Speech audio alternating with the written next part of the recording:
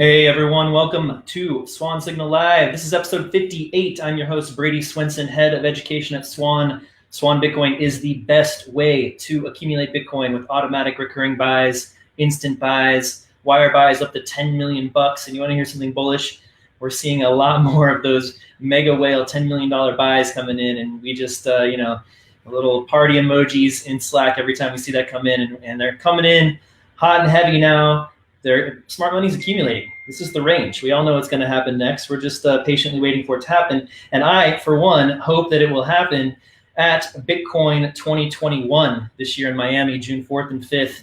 Oh my God, it's, you can just feel, like I'm feeling it. I'm feeling this energy, and I can't wait to get down there. I've got two guys with me today who have been working tirelessly to make this event happen. Mr. David Bailey and Mr. Christian Carolus of BTC Media. Welcome, gentlemen. How's it going? Yo, what's up? Thank you for having us on the show. Absolutely. Excited to be here with the boss man. Well, you guys are the boss men. Here's what's going to happen down in Miami. This ranging 50K to 65K range is just going to get utterly crushed. And we're going to pump to like 80K that weekend. I remember Bitcoin 2019, you guys ordered it up perfectly. We went from like 8K or 9K up to 14K. Everyone was going completely nuts. The energy was high anyway, but price action on top of it it was too much. It was perfect. So I feel like we're setting up for that now. Yeah, no, we got the boiler rooms working overtime, bringing in fresh coal. So yeah, we got to take this thing to 100K at least. We're going to have parties happening. So that's the plan. It's going to be amazing. CK, what are you feeling? You feeling a price pump coming in next few weeks? I got to get my 100K hat. Hold on 1 second. I'll be right back. Nice. We've been pounding on 200K by conference day. Maybe I need to say 100K by conference day, but come on, we got to get six figures. Like, there's going to be way too much Bitcoin energy going on. And I mean, in general right now, like you said, smart money is accumulating. If you look on chain, like things are extremely, extremely bullish. So, I don't want to jinx this, but I really am hoping that the energy with Bitcoin 2021 translate into price action as well.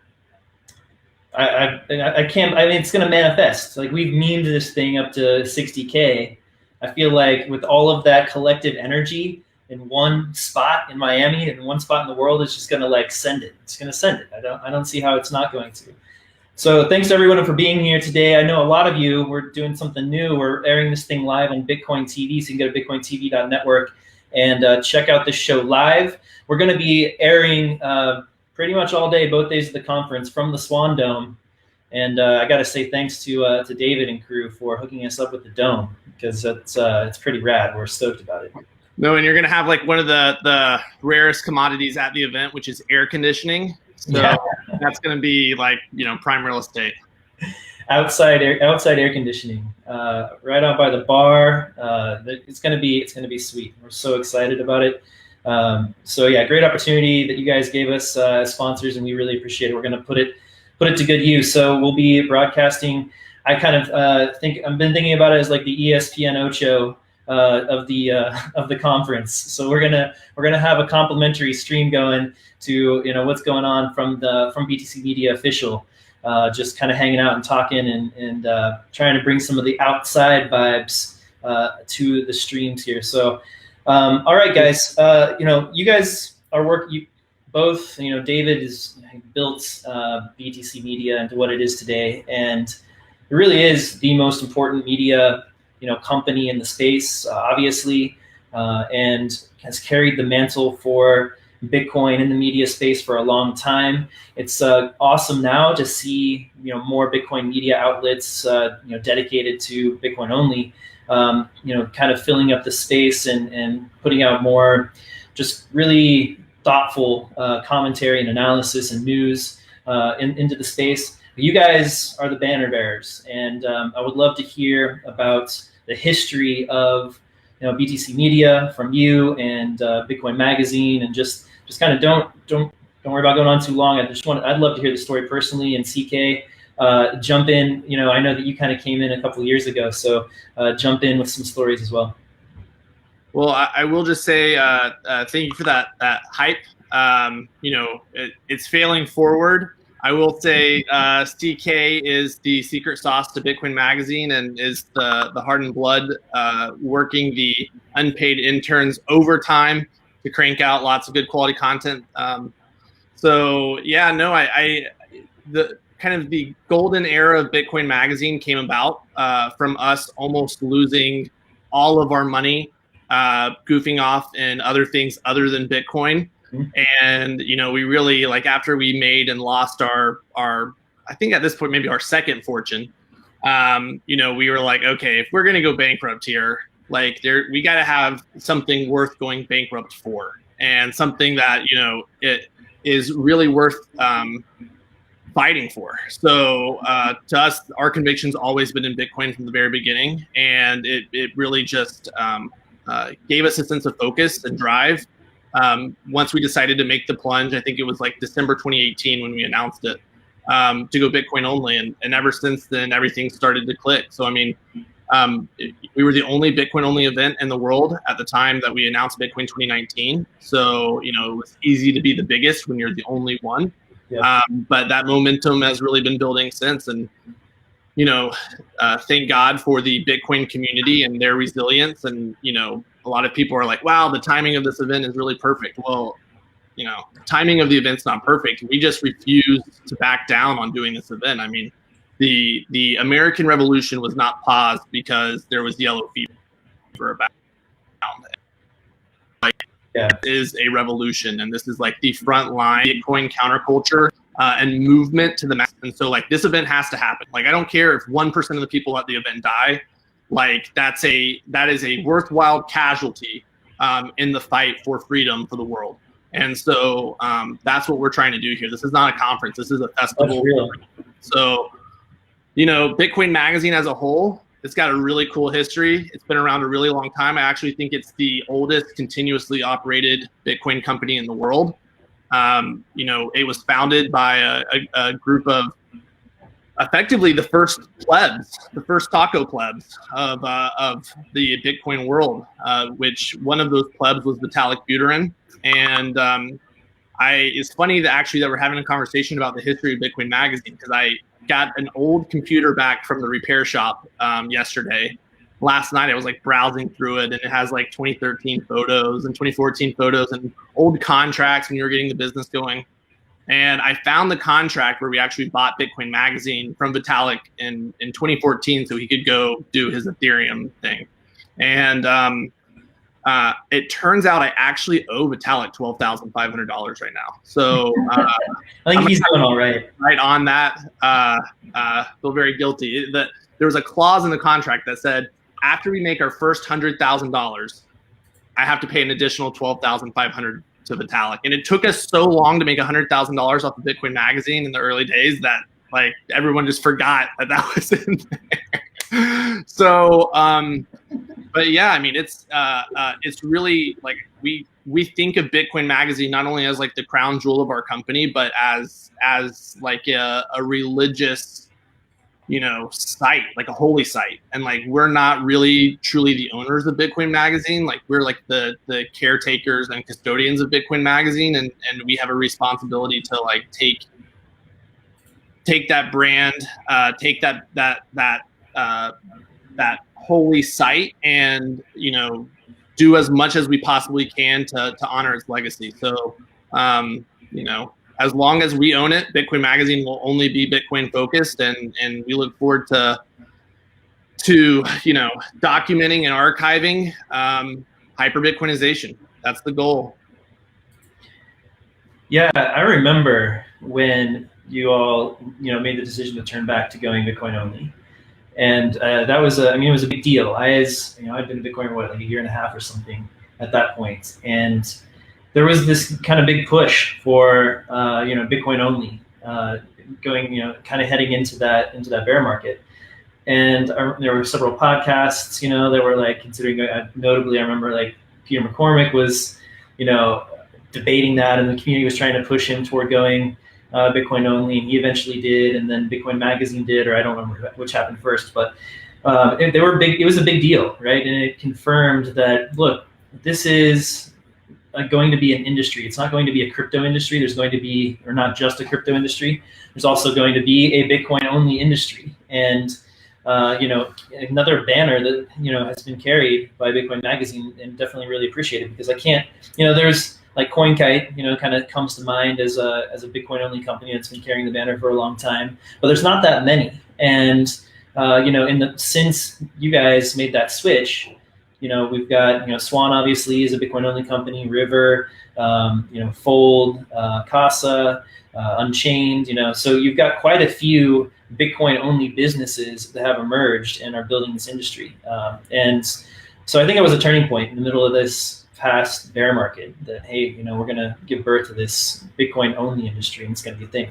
Well, it's kind of funny, like Bitcoin only, when Bitcoin got started, there was only Bitcoin, and every other project, even Ethereum, it was a child of Bitcoin. Like, it was just like a little fringe offshoot of Bitcoin, but it was still Bitcoin.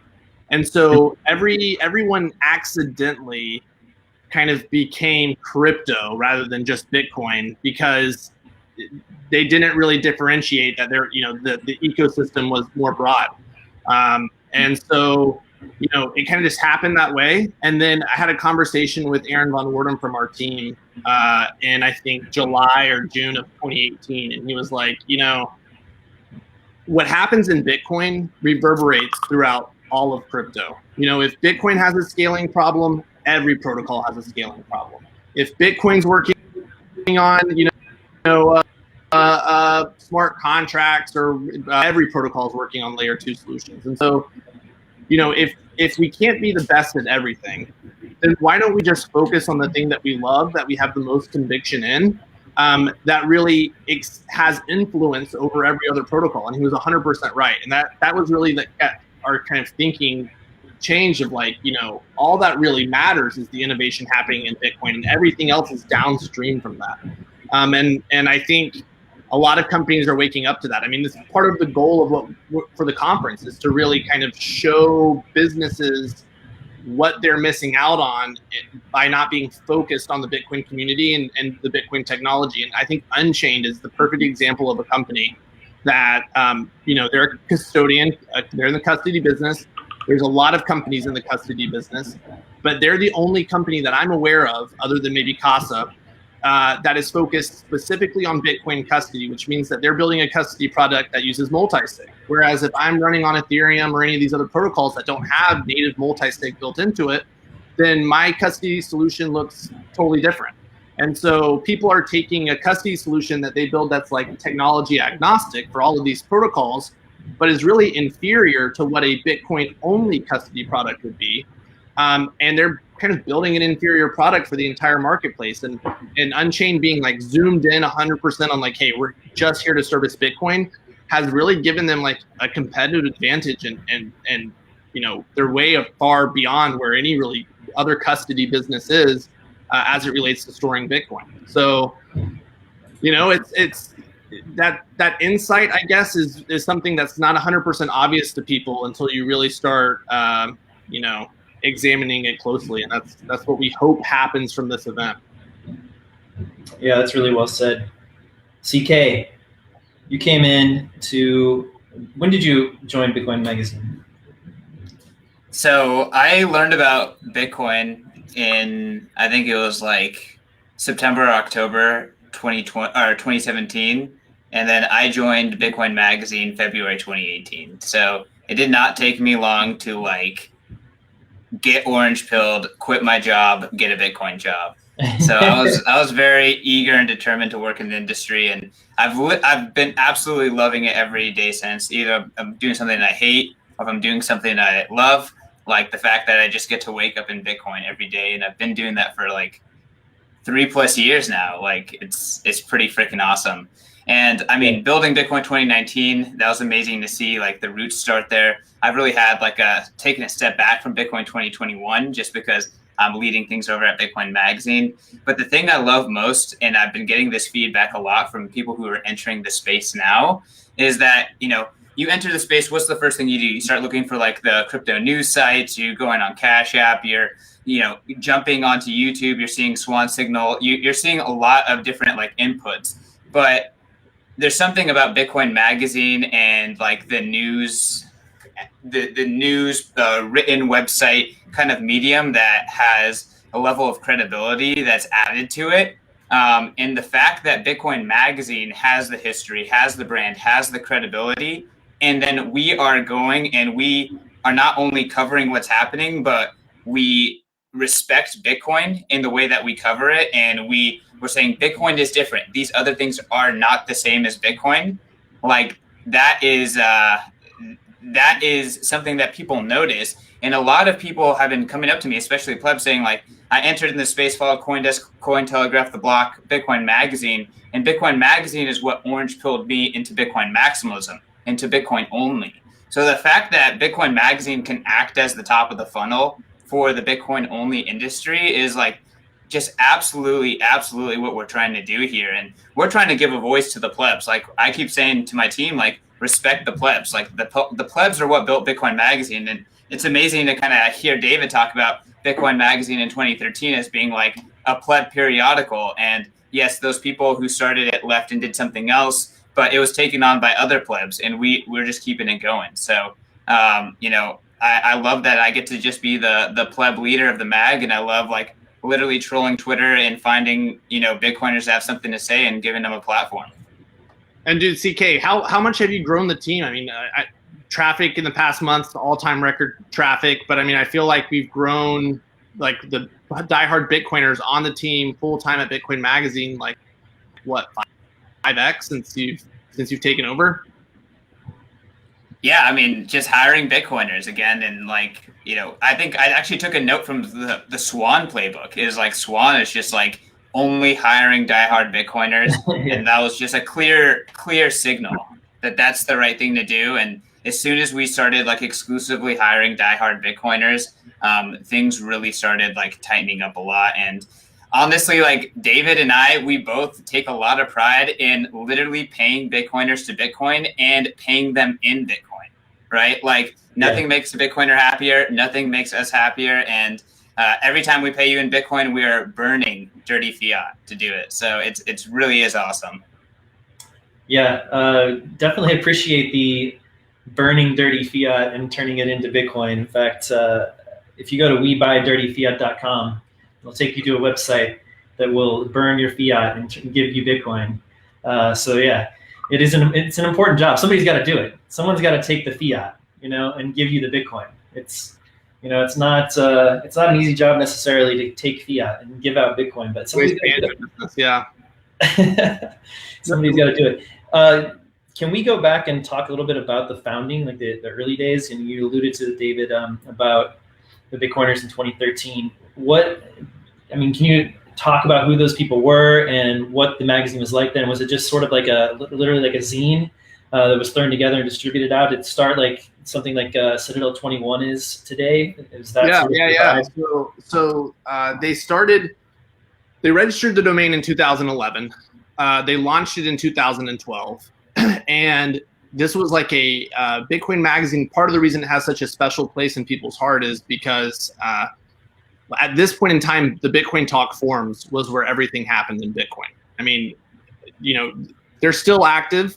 It's a cesspool, but there are threads there that are like 20,000 pages deep that people are still talking on. So everything happened there. And you can imagine as you're trying to evangelize Bitcoin to, a pre-coiner, telling them, hey, go check out Bitcoin Talk forums and jump into the cesspool really is not the best user experience. And so Bitcoin Magazine really came about as like, hey, the community needs an information outlet that's credible, that's technical, that gets the counterculture, and that we can distribute this thing in physical form, and we can put it in bookstores. I think it was at Barnes & Noble was the initial distributor for it.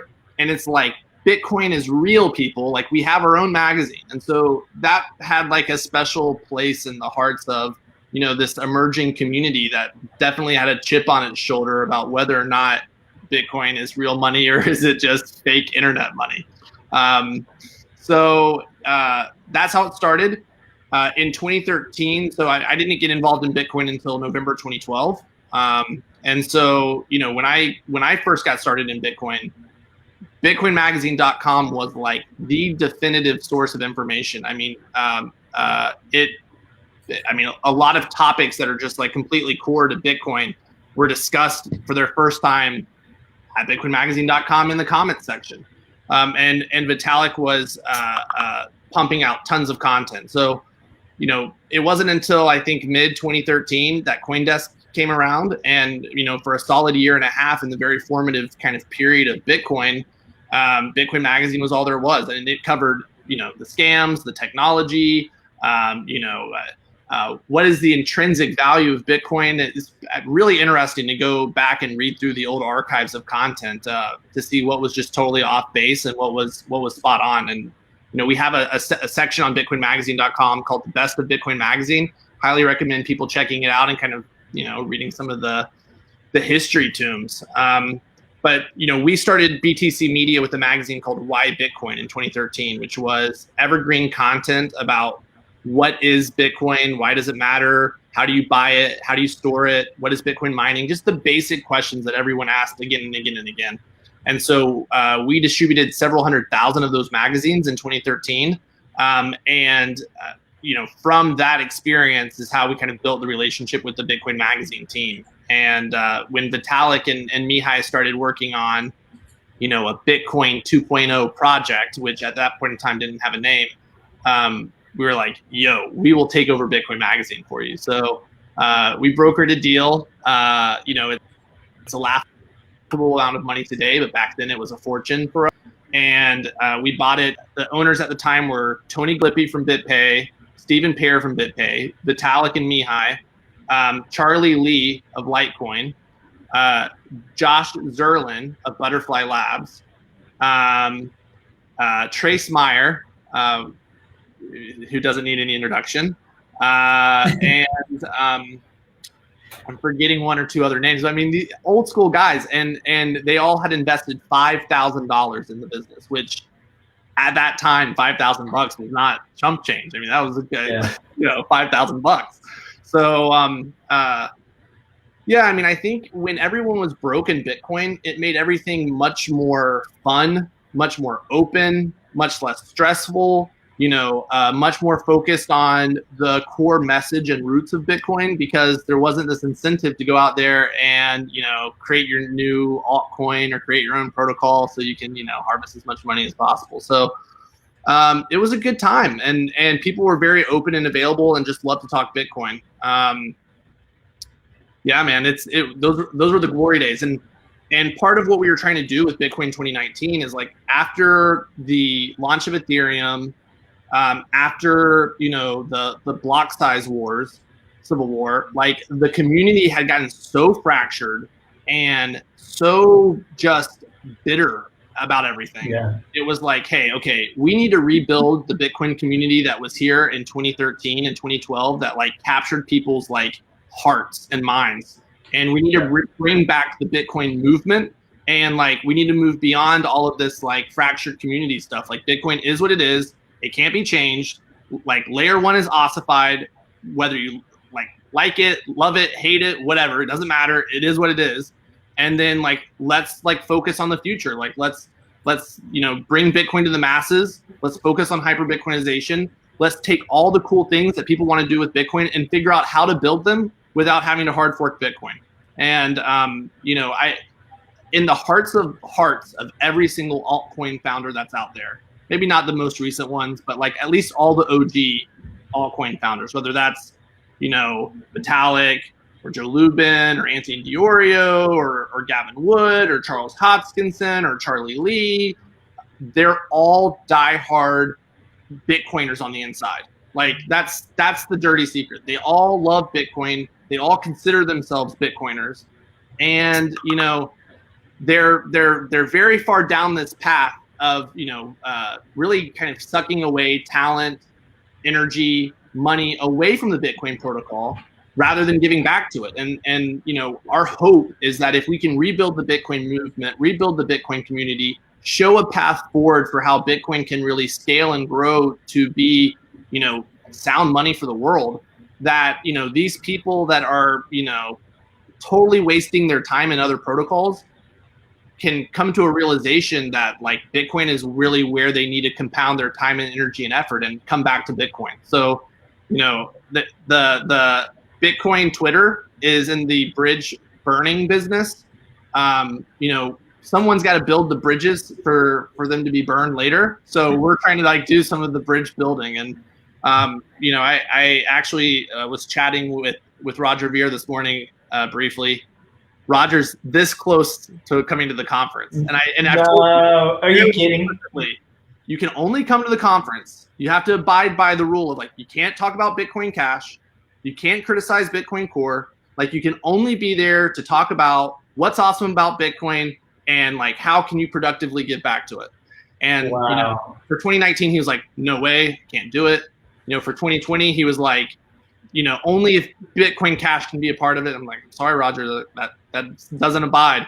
And then for 2021, he's like, I want to come, but I don't think I can do it this year. And then he told me this morning, maybe Bitcoin 2022. So if we can get Roger Ver back to supporting Bitcoin Core, boom, baby. Oh my God. All right. So that would be quite an accomplishment. I mean, we're building the biggest coalition in the world, and we got to talk about like, you know, what is the endpoint? What's the goal? And it's hyper Bitcoinization, and everything else is noise. Everything else is distraction. It doesn't fucking matter. It's like we have to free humanity from the chains of fiat, and that is all that matters. And so anyone who's on board with that mission, anyone who's on board with that message, they're part of the coalition. I don't care if they're ISIS. I don't care if they're, you know, cartels out of Mexico. I don't care if it's Roger Ver.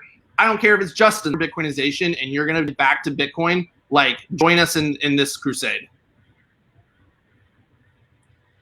Yeah, it's a larger mission, right? Even if, I mean, Bitcoin is for enemies, Bitcoin's for everyone. That includes, you know, North Korean terrorists or whoever you hate the most in the world. You know, that's the way a global free market works, y'all. All right, and it's the good outweighs the bad when it comes to freedom. So that's that's what we're here for. Yeah, bringing Roger back would be an incredible feat, and I think Bitcoiners are in general, I mean, you know, widely very open to welcoming back, you know, people who have gone astray from the mission or tried to fight against Bitcoin or tried to scam people in some way or another. And, you know, that would be, to me, the ultimate testimony to coming back into Bitcoin and being accepted with open arms. Like, you know, when we tried to do this for Bitcoin 2019, people were like, you know, we invited Jihan to come speak, and he was going to speak at the conference. I remember that. Like, we went to Beijing. I met with Jihan. I'm like, Jihan, like, you know, you run the biggest Bitcoin mining company in the world. The Bitcoin community, like, wants your support. Like, you just have to, like, we want you to come to the conference, but these are the rules. You know, same rules I told Roger. You can only talk about Bitcoin. You can only talk about how you're, like, what you can do to support Bitcoin Core. And he was like, I'm on board. And we got a ton of flack from the community saying, like, there's no way this is, you know, there's going to be fights at this conference. People get there. All right. Like, guess what? When you talk to someone face to face, you realize that you agree on 99% of things. That it's just like these couple of edge things that you disagree on. And people built new friendships. People discovered, wow, the Bitcoin community is way more vibrant than I thought. And there were people that were like, you know, diehard Bitcoin Cash people or diehard Bitcoin SV people or whatever, who after that conference are like, dude, I love Bitcoin Core. What have I been thinking or saying or doing all this time? I need to give back to Bitcoin. And like, now they're good practicing Bitcoiners, you know? So you know, I'm giving an unpopular opinion here, but I saw it in action in Bitcoin 2019. People are going to see it in action at Bitcoin 2021. And when we do Bitcoin 2022 and take it to 50,000 person event, they're going to see it there too. Like, this is the movement. Yeah. Yeah. People are, I mean, just in general, a lot different in person than they are in their online personas, but in particular Bitcoiners, because it does get really chippy on Bitcoin Twitter. And there is the toxicity against scammers and just like zero tolerance for that kind of stuff, which there should get. But then it bleeds over into getting personal, and there's people who just end up enjoying like just flame wars for the sake of it or whatever, and which is fun sometimes. I'm not knocking it. Like there's a place for that type of stuff, but that's not everything, Yeah, and I had the same experience at Bitcoin 2019, and I came in and met a bunch of people who was in person. Personalities were just a lot different than I expected, to be in person. Some were exactly the same, but a lot of them were different. Yeah, I mean, it's just like, dude, we're not trying to build the Borg, we're not trying to make it where like all Bitcoiners are the same thing, the same person who says the same talking point. Like that's not what Bitcoin's all about. Like it's like Bitcoin is a shared set of ideas. And it's like, if you embrace that shared set of ideas, all the other parts of who you are can be radically different than who I am. That's fine. Like at least we have this common set of beliefs that we can collaborate around on. Yeah, exactly. Yeah. I want to jump in here. Like, I love that. There's an article actually written by George Mikhail on Bitcoin Magazine. I think it was around Christmas time. But the article is literally titled "Bitcoin is Common Ground." In a social distance world, Bitcoin is common ground. He just dives into like, as we're in this world where no one agrees on what reality is, Bitcoin is common ground, and Bitcoiners have that common ground. And when we can come together and agree on that Schelling point, at least what is money, like we start realizing that we can start collaborating now. It's almost like there's some social scalability that comes with it. Yeah, absolutely. Totally. So the Jihan Wu type story of this conference is Chamath Palihapitiya. Can you give us any insight to what happened with Chamath pulling out at the conference? Yeah, so I will, like I've said this on another podcast that hasn't been published yet, but we did not cancel Chamath. I am not on the cancel in the whole cancel culture vibe. I'm a hard libertarian, and I feel like it's everyone's duty to be canceled. Basically, you need to cancel yourself as quickly as possible, so then you can move to post-canceled life, which is just So with Chamath, I made a decision, executive decision, that it's if you're not in prison or a fugitive of the law or have a direct threat on your life, that you have to be speaking at this conference in person. When we did the conference originally in LA, Chamath committed to speaking in person because, LA was close. We also had another speaker as well do that. And then when we moved it to Miami, it was like, okay, well, you moved it to the other side of the country. And also like, there's still a lot of uncertainty around, what the COVID situation is, et cetera. So I'm not saying I won't speak in person, but I'm just not going to confirm one way or the other. And then when it came down to the gun, they were like, Chamath, Kathy Wood, and Anthony Scaramucci all wanted to do virtual presentations. So I told our head of programming, hit them up, let them know. If they can't commit to coming in person, we'll do it at Bitcoin 2022. But, we're opening back up the economy. We're opening back up the world. And we need people at the front lines. And so, Chamath didn't want to commit to that. So we'll see you at Bitcoin 2022 instead. Fair enough. I remember the only virtual speech at Bitcoin 2019 was Edward Snowden, which who fits that criteria. So it's a high bar to go virtual. I mean, and it's been a really a sticky challenge for us to deal with. But if you're calling in from a prison cell, you have a great excuse for why you need to be virtual. Otherwise, it's like, dude, are you part of the revolution or are you not? Yeah, be here or you're not. I do want to jump into on Chamath. Like when we added Chamath, he was saying all the right things. This is the depth of the pandemic. He was getting on TV and defending the little guy, sticking it to the bankers.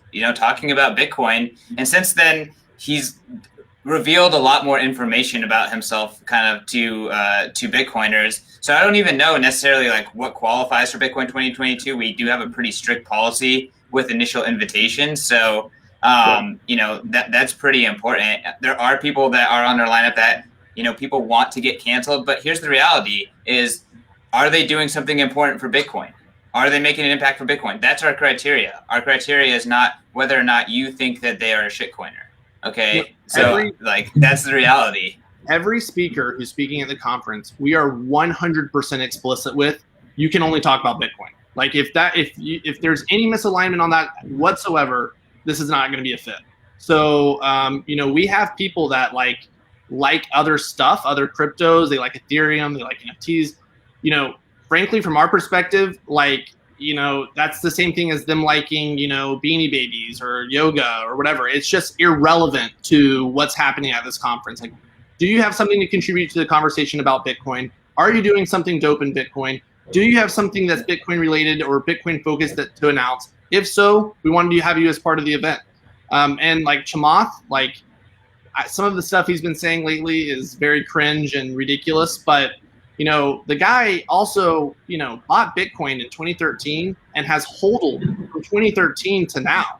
A lot of people who are out there saying like, oh, well, I'm a real Bitcoin and Chamath's not. They could barely hold for 6 months, So like Chamath at the core gets something about Bitcoin, but he's definitely on his journey to understanding it. And I feel like anyone who claims like there isn't a journey, an intellectual journey that you have to go down to really get why Bitcoin only, why hodl, they're just kind of being a little bit disingenuous. It's like reading a tweet thread that makes you say, hey, I'm a Bitcoin maxi, is not truly understanding the intellectual background for why you should be Bitcoin only. Like they're not the same things. So anyway, I'm very revved up on the cancel culture stuff. It's like Bitcoin is supposed to be uncancelable money. It's supposed to be fuck you money.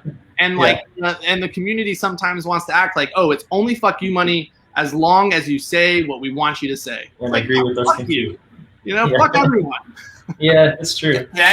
And I keep jumping in here. I'll let you jump in, Brady. But I think one of the most amazing things about Bitcoin is that it is uncancelable and it is uncensorable and it is permissionless. And guess what? I can hate how blockchain.com manages their wallet. I can hate that whatever is tokenizing Bitcoin and putting it on Ethereum. I can hate that Coinbase is holding on to X amount of Bitcoin. I can hate that PayPal has created a walled garden. But the reality is Bitcoin is a permissionless platform for them to do whatever the F they want. And it doesn't matter what Bitcoin best practitioners think, right? That is a fundamental tenet of Bitcoin. And guess what? I can hate that people gamble their Bitcoin on shitcoins. But guess what? Bitcoin's permissionless nature enables that in the first place. So I think it is something to understand about Bitcoin is to accept the reality that uncensorability, permissionlessness creates the ability to do things that you're not going to necessarily like. Getting wrecked and losing your Bitcoin gambling on the shitcoin is part of the intellectual path to understanding why Bitcoin only. If you've never been wrecked, you don't understand why you need to avoid that stuff like the plague. So, I did not come to Bitcoin maximalism because I'm a genius. I came to Bitcoin maximalism because all my naivety, all my hope, all my wishful thinking slowly got ground out of me after bear market after bear market after bear market.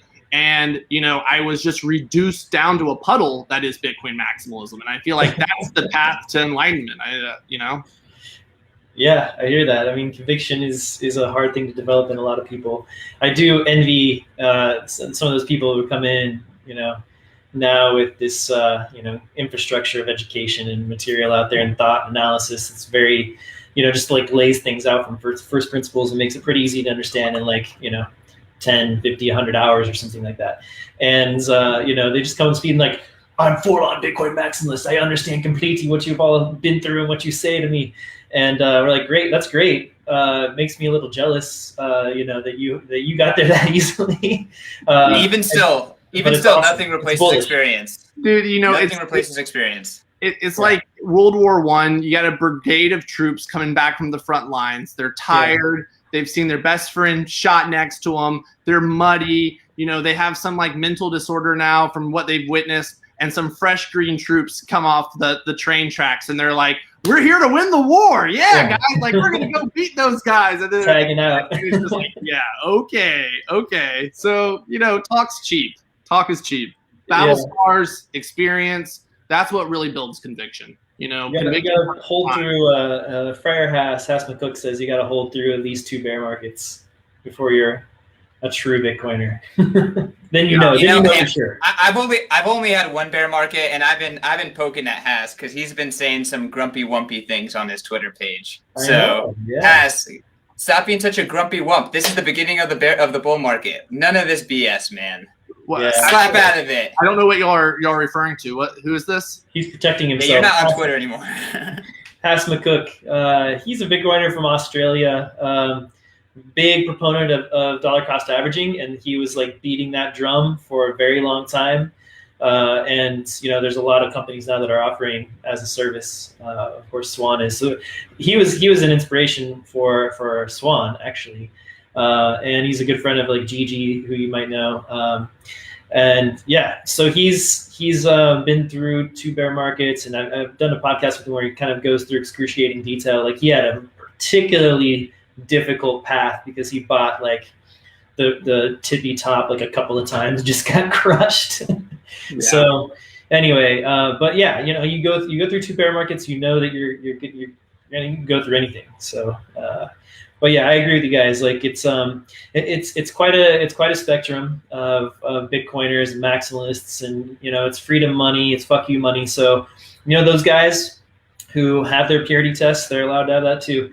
And we're all here. We're all here for all of that. And, dude, I will say the pleb army keeps people honest. I mean, it really does. Exactly. Like I can tell you every single time that we're confirming a speaker.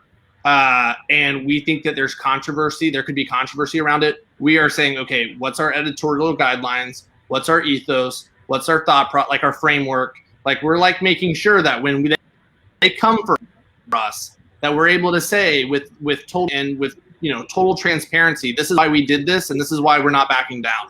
And like that's how we should be thinking of stuff. So I mean. If the pleb nation wasn't there, then it'd be way too easy to just rest on your laurels.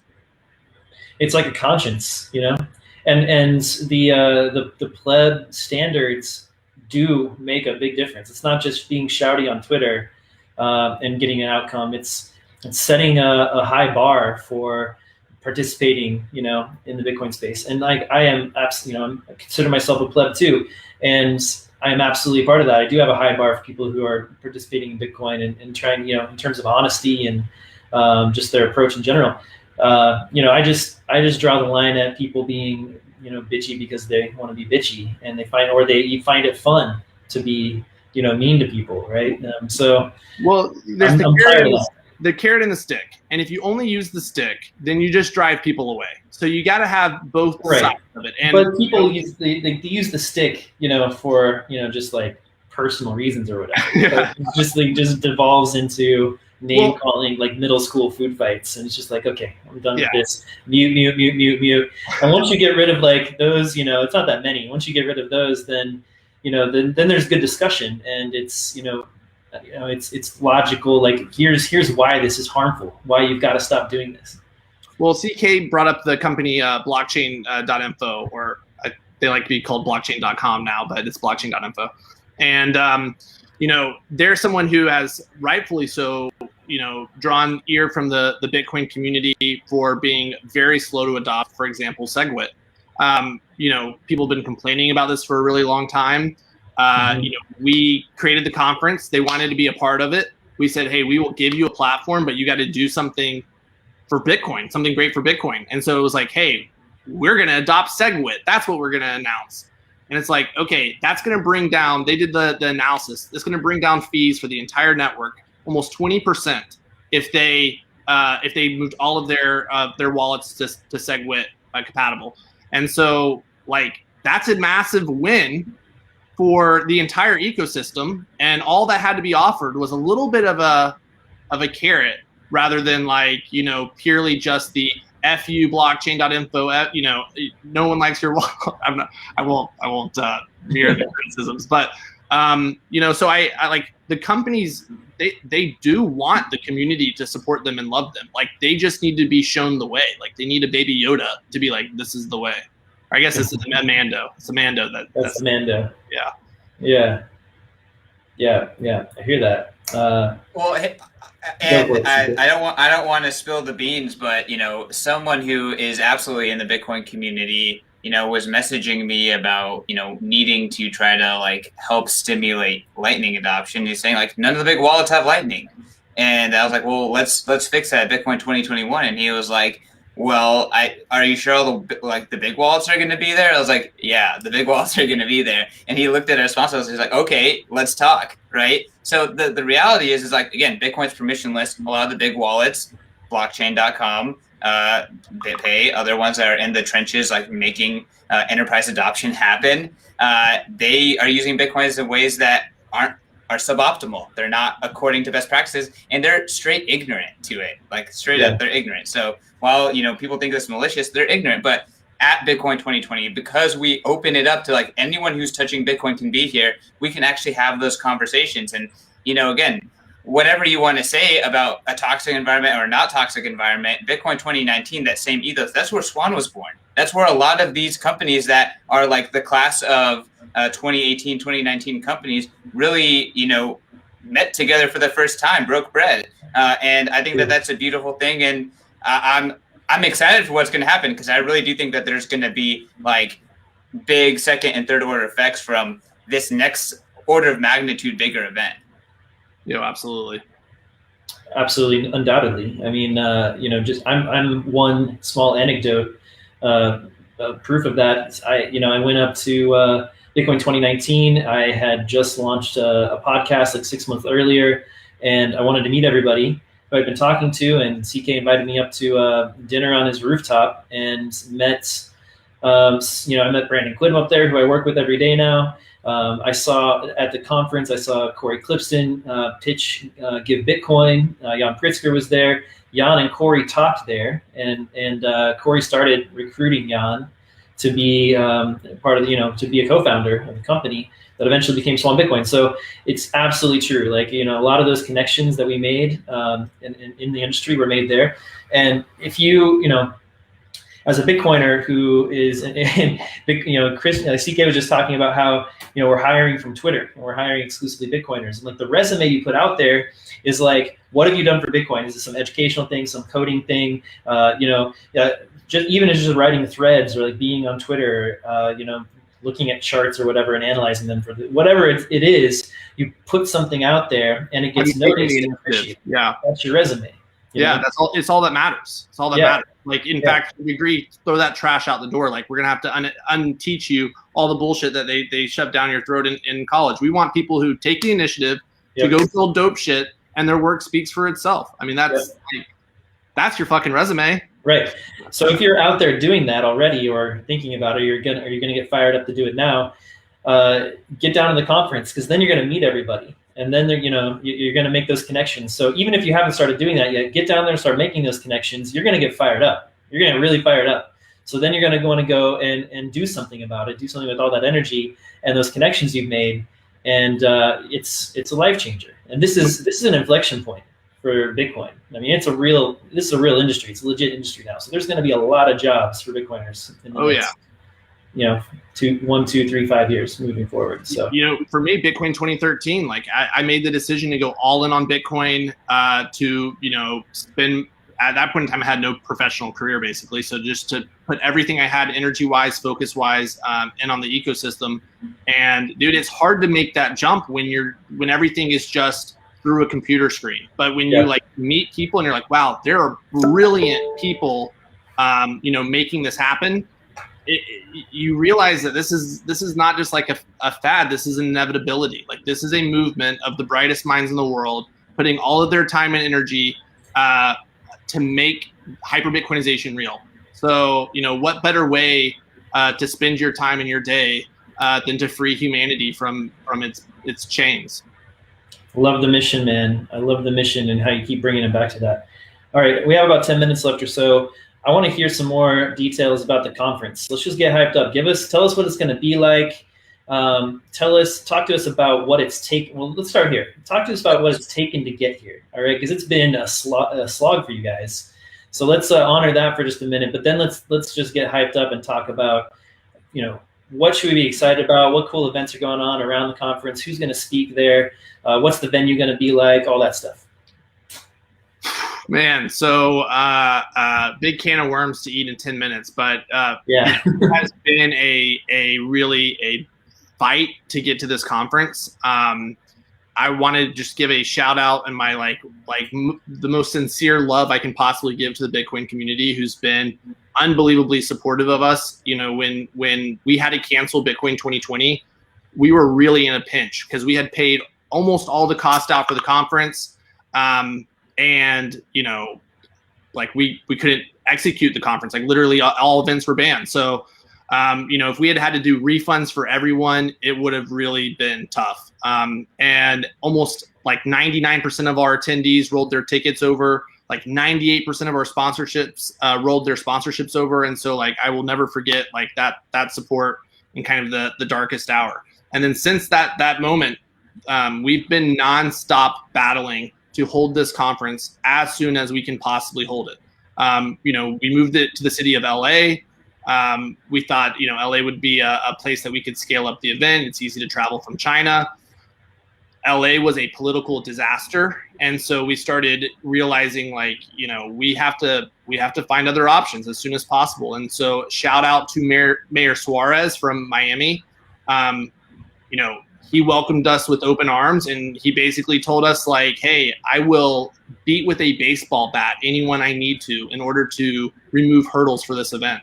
And so we locked in a deal with the mayor at the end of January. We, traced out the number of days, the minimum number of days we had to have in order to be able to execute. And then we've just gone full bore ever since. And Eventbrite has told us we're the third largest in-person event in the world on their platform right now. I'm pretty sure we're the largest in-person event in the United States right now. And this is also morphed into something that's bigger than just hey, Bitcoin industry conference. This is really a conference that's about freedom and cannot be stopped by any army, any nation, any pandemic. This conference is going to fucking happen. And we're hearing from event organizers around the world, mostly in the United States, but really around the world, who are looking at this event and they're saying, wow, you are you're treading the path that others can follow behind. And it's the world's already relying on Bitcoiners to stand up for humanity. That's already the dynamic that is unfolding here.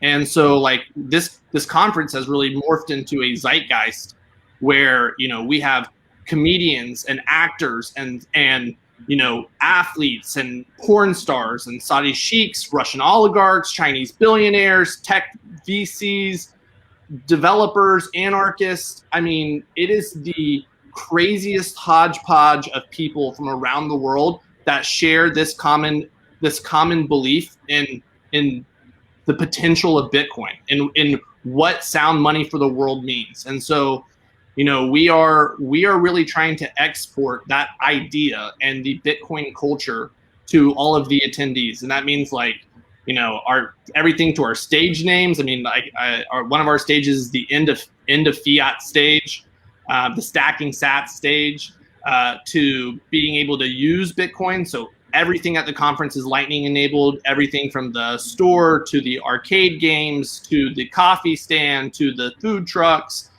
to the bars.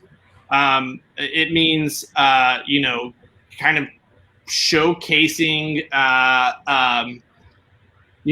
fun and exciting applications of Bitcoin. So, I mean, we're going to have gambling, we're going to have auctions, we have, sumo wrestlers that we're going to use to help determine which Taproot activation methodology is the best one to use. We really are trying to create a cultural moment for the world. And I mean, we've gotten a hit for couple of our speakers. But we have a panel that I'm super excited about that one of those individuals is on, called the Pay Me in Bitcoin panel. I really see one of the things we keep hearing again and again is people are very interested in this Pay Me in Bitcoin concept. And if we can get celebrities, if we can get people who are culturally relevant to demand payment in Bitcoin, like I think that can become a thing actually. So we have one of the biggest, the owners of one of the biggest record labels in the world on that panel talking about paying rappers in Bitcoin. We have a rapper on that panel, Money Man, talking about getting paid in Bitcoin. We have Floyd Mayweather, who's going to be demanding to be paid in Bitcoin. So I mean, this is really so fucking dope. I mean, every single day we are getting calls from senators, businessmen. I got an email about an hour ago from SoftBank. I mean, this is like everyone in the world is going to be paying attention to this event. Everyone in the world is going to be looking for a path forward for humanity. I mean, people look out your windows. It's like we got lockdowns, we have inflation, we have a broken monetary system. We have literally the most totalitarian regime that people have ever fucking seen in this nation. And this conference is leading a path forward. Bitcoin's leading a path forward for the world to see an alternative vision for how this can work. So we're just a humble little event, but the Bitcoin culture is going to reverberate through what we're doing here. And I hope every person that comes gets inspired about how they can contribute back, and they can take this little piece of Bitcoin culture back home with them and share it with their friends and their relatives. And the faster we can make the sooner that we are from breaking loose from our chains. And so the future is bright, and Bitcoin paints the only bright vision that's out there. Otherwise it's just despair. So anyway, I'm fucking psyched for this conference. This has been 2 years in the making. We've poured $5 million+ into just the Miami event. And we are going to throw the dopest party the world has ever fucking seen. In my mind, what I wanted to be is that scene in the Matrix where they have one last party before the robots make it to the Matrix city, and they're gonna fucking destroy humanity, and they're we're gonna rage for one more night. That's this conference, all right, people. So do not miss it. That's amazing. Oh man, I can't top that. CK, what do you got, man? That's amazing. I'm gonna come down there early. I'm gonna get my plane tomorrow. Dude, I can't top it. I look, honestly, you should have just interviewed David, because I just can't bring it like David. But in general, Miami it's already taken over by Bitcoiners, but it's truly gonna be Bitcoin week in Miami. It is South by Southwest level. There's multiple competing events that are just trying to soak up some of our energy. And I mean, if you just go to b.tc/conference and click on the satellite events, you can see there's already 25 side events, multiple beefsteaks, multiple athletic tournaments, multiple side meetups and parties and stuff like that. And we still got 4 weeks until the conference. So there's going to be a lot more events here listing on the site that are not even going to make it to the site. Go to our community of over 1,000 people who are already talking about the conference every single day on Telegram. And follow the conference at the Bitcoin Conf on Twitter. Go to the website, sign up for the email updates. Follow Bitcoin Magazine. Follow me at CK_Snarks. Do all those things. And I mean, if you're not in Miami, you can at least catch the live stream, but you're really truly missing out. If you love freedom, you got to be there. If you don't love freedom, probably not the event for you. Fantastic, guys. I can't wait. Oh my God, it's 3 weeks away. Now I'm even more fired up than I was before. I love the mission, man. I love hearing David. Just, you can tell at the heart of this company is a man who truly loves freedom and loves the Bitcoin cause, and you can feel it emanate out through everything that Bitcoin Magazine is doing, and obviously this conference. So, David, man, it was great to talk to you today and hear from you. Inspiring stuff. Yeah, thank you for the platform. CK, thank you for being a boss, making Bitcoin Magazine amazing. Look forward to seeing everyone in Miami. All right. We'll see you guys there. Ciao. All right. That was fantastic. Totally inspiring. David's got the love. He's got the energy. We are going to have such a great time down at the conference. Of course, we've got the Swan Dome, and I think we mentioned at the top, toward the top of the episode, this is going to be outside near the 360 bar. There'll be 3 domes, I think, or several anyway, 3 or 4 or 5, whatever. Swan will have one of those. It's literally going to be a dome tent, 35 feet wide or so, and air conditioned inside. We'll have table set up, merch. We have all kinds of events going on inside. We're going to have free baklava provided by Bitcoin OG Mandrick, for instance. We're going to have some book signings going on, and we're going to be broadcasting from the dome the entire time. So we'll bring in speakers from the stages, podcasters, plebs, everybody will come and sit down and hang out and talk to us. We're going to have some other podcasters as well, come and actually host from the Swan Dome. So we're getting all that scheduled and set up. Brecky's got some other, fun stuff in store for everyone who's going to be hanging out at the Swan Dome. So look for us. It'll be easy to see as you come into the conference. So make sure you find your way in and say hi and join us. Of course, we'll be, most of the squad is going to be there. So like 15 of us, I think, are going to be there. So we'll be all over the satellite events and stuff too. Make sure you come and grab us, say hi. We'd love to hear from you. I'm so excited for this. This is going to be so much fun. Bitcoin 2019, as I said earlier in the episode, really launched my career. No hyperbole, absolutely 100% responsible for helping me launch my career. So come down to Bitcoin 2021. This is a tipping point for this industry. So you're going to meet the heavy hitters, the players, and everybody who you'll be able to network with and build for your future, hopefully in a professional way. So got to be there. Before you do that, make sure you set up your stacking plan at Swan if you haven't yet.